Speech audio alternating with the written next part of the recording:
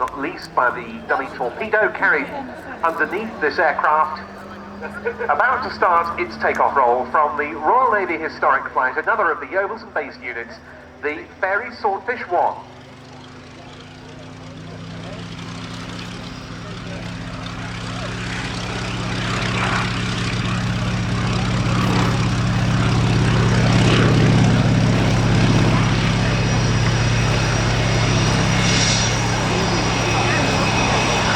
An aircraft that first flew in prototype form in 1934 and entered service in 1936. No wonder that upon the outbreak of war in September 1939, the Fairy Swordfish was already outmoded.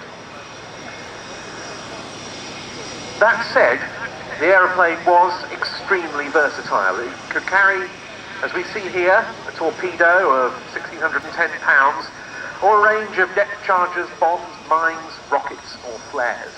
But the performance, and we'll see that illustrated during this display, left a lot to be desired. Even if lightly laden, the aircraft could only cruise at 90 knots. That was reduced to 82 knots with the torpedo underslung. The engine, the Bristol Pegasus radial, at least was very reliable, if not the most potent. The feats that its crews demonstrated during the years of hostilities were more down to their own heroism in the face of quite unimaginable odds than the characteristics of the aeroplane.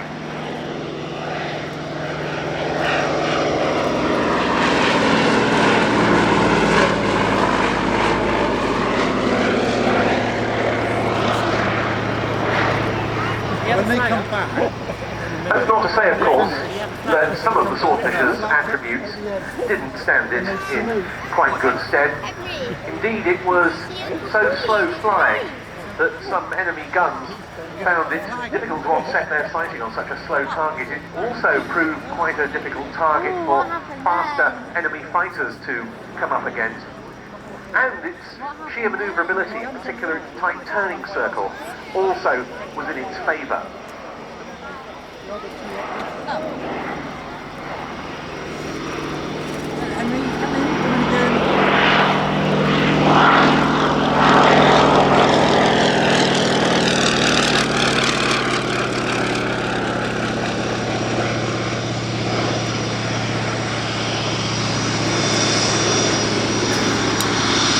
The feats of the Swordfish in combat are legion and legendary. There was the attack on the Italian fleet in port at Taranto in November 1940. 21 Swordfish were involved in that. They put a large number of vessels out of action.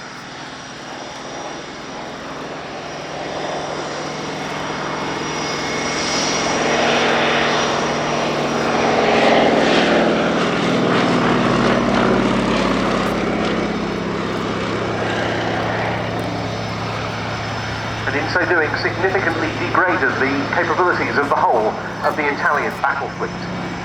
Then there was the chase after the German battleship Bismarck. A Swordfish put a torpedo through that feared vessel's steering gear, allowing the home fleet to carry out the final act with their gunfire.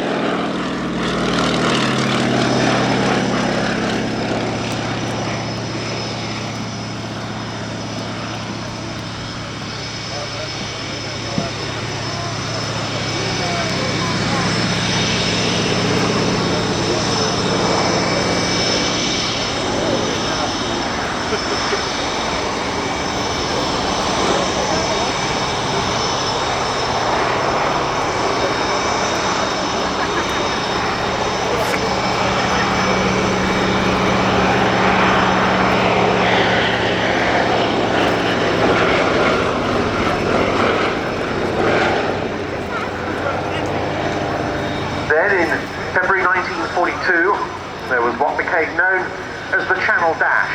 Sixth Fleet Air Arm Swordfish went after the German vessels Prinz Eugen, Scharnhorst and Gneisenau, which were attempting to move through the English Channel from the French port at Brest to the German port at Wilhelmshaven.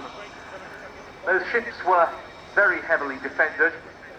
All 6 swordfish involved were shot down, but their commanding officer, Lieutenant Commander Eugene Esmond, was posthumously awarded the Victoria Cross, one of 2 VCs presented to Fleet Air Arm aircrew during World War II for his gallantry.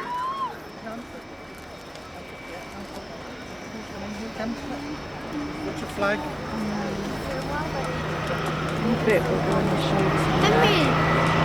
Henry, Uncle Paulie.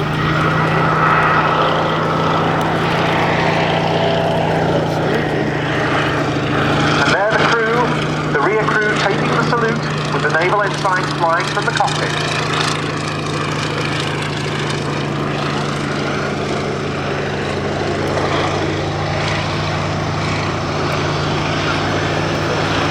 It was in protecting the vital supply convoys in both the Atlantic and the Arctic that the swordfish played perhaps its most important wartime role.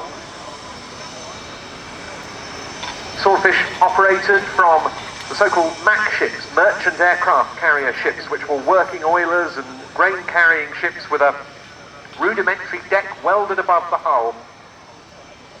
Once again, the aircraft's excellent slow-speed handling characteristics coming to the fore there and enabling them to fly from such small decks.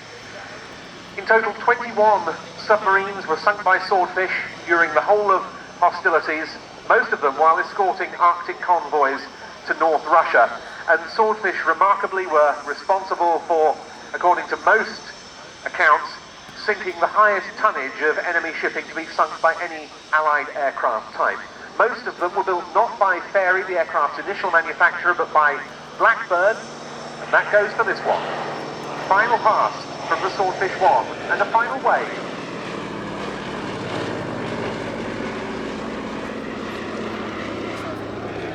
This Mark 1, built by Blackburn at its plant at Sherburn in Elmet. It was delivered to the Royal Navy in October 1941 and then later went to the Royal Canadian Air Force. The aircraft's been on and off the display circuit in recent years. It's now, since 2015, been resplendent in the colour scheme of one of the Swordfish from 820 Squadron, which were responsible for making the attack on the Bismarck. And the aircraft was handled today by a crew headed by, as we saw in the Sea Fury earlier, the commanding officer of the Royal Navy Historic Flight, Lieutenant Commander Chris Gutka. And if ever there was a single type that's emblematic of the Fleet Air Arm's wartime history, the Swordfish is absolutely it. And to that end, the Fly Navy Heritage Trust, now operating under the name Navy Wings, is very grateful for your support. That's the charitable organisation that supports the Royal Navy Historic Flight. It has as its objectives educating us in the history, traditions and exploits of the Fleet Air Arm and Royal Navy aviation more generally, inspiring people through learning of those exploits and providing a living memorial and tribute to all the men and women who have supported naval aviation.